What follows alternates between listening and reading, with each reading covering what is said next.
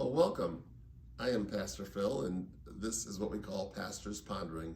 I'm here at St. Paul's United Church of Christ in downtown Wausau, Wisconsin, and every week I try to take an issue or something that we can discuss a little bit further and dig into. So today I want to dig into the church itself. We're 4 weeks now already after Easter, and you know, at Easter, a lot of you come. It's nice to see you, but it'd really be nice to be able to see you every Sunday and even during the week for other events that happen at the church or Bible study, those type of things. So I'm going to talk about being the church just a little bit. Now, I'm going to read you from Acts today, and it's paraphrased, so it's sort of in story form. So it's based on Acts 2, verses 42 through 47, and the paraphrased version goes like this. There are a lot of churches around today. There are many types of churches. Some are big, some are small. Some use different languages. Some churches have done things the same way for many years, while others don't do anything new hardly ever. Some are more welcoming than others. Some are open and affirming. Some church buildings are big and full of people. Some are big with only a few people. Some are small. And some churches really aren't buildings at all. They're just groups of people who meet in someone's home or perhaps in a school or maybe even outdoors as they worship God. In other words, there are lots and lots of varieties of ways to be church today. But it always really wasn't like that. In the earliest days of the Christian church, in the first weeks, months, and years after Easter, there were not many people involved in the church. And they tended to do things in small groups and always pretty much the same way. Many of them still gathered to worship God on Saturdays in their local synagogues, which of course would have been Jewish tradition. But they also started gathering on Sundays, the day of the resurrection. That's the day that Jesus rose from the dead. And today, most churches here in the United States gather on Sundays. And they listen to stories. And they listen to the stories the apostles told. And men and women traveled many miles to hear what the apostles had to say. Now I want to clear something up for you right now. An apostle was an individual who was commissioned by Jesus himself to be a follower. We're all disciples. The word disciple basically means a believer. And we're commissioned also to go out and tell others. But the apostles were the ones who directly knew Jesus. Now, but here's a little caveat on this. As Jesus commissioned the disciples to go out personally and to make changes in the world, he laid his hands upon them.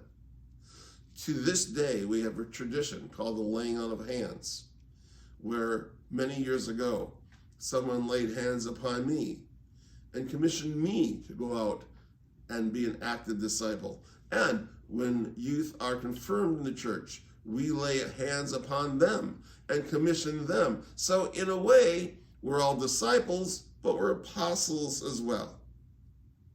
The early Christians shared all these things too. They shared worship. They shared meals. They shared with those who were needy. They shared with those who were poor. They shared with those who had no money. And perhaps that's one of the most important things we do as a church these days. We share. We share the stories. We share in the celebrations. We share in the grief when someone passes away. We share in the sense of having a food pantry. And here at St. Paul's, we have a diaper depot. We share in the sense of Wausau Christian Services, or perhaps even through the open door. But we are all called to share, to do the same things. Now, summer is coming. This is the last week, the last Sunday of April, and May is just around the corner. So I know what that means, because I know that lots of you have homes up on the lake, or maybe campers on some campsite.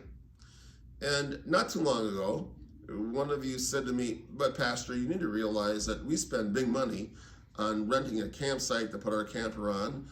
And if indeed you own a cabin, it costs even more money to keep up a cabin with taxes and all that. And the summer months are so short, so we need to spend time there." I understand that. But I also understand that there are churches all over in every community, and even in some of those campsites. And if there's not, you, as a disciple of Jesus Christ, are called to go out and make a difference in this world. The Upper Room is a great publication that we use here. Here's what I'm thinking. I'm hoping that you enjoy the summer months. I'm hoping hard you still come and worship here at St. Paul's and participate in all the events we have. But just in case you don't, and in case you're up at that cabin or at that campsite, I'm going to commission you this day to be an active disciple. Use resources like the Upper Room. Maybe gather with your friends. Gather around the campfire and have an impromptu worship service. Read some of the great articles. They're short. They're wonderful. They each have a Bible text connected with them. And let this be your worship time. You can do this. You are a modern day disciple. So even though summer's coming, and I hope you enjoy every single second of it, be it here at St. Paul's or at that campsite or at your summer home up on the lake, take one of these. Get together a small group. Lead a worship service in your own home. But most important of all, don't forget to leave time to worship God. I think that's pretty important. My mom used to say, God gave you your life. At least you can give him back an hour. Pretty good advice, I think. Thanks, Mom. All right, that's my thinking for this day. Have a wonderful summer season. We'll talk about this a little bit more. God bless and see you later.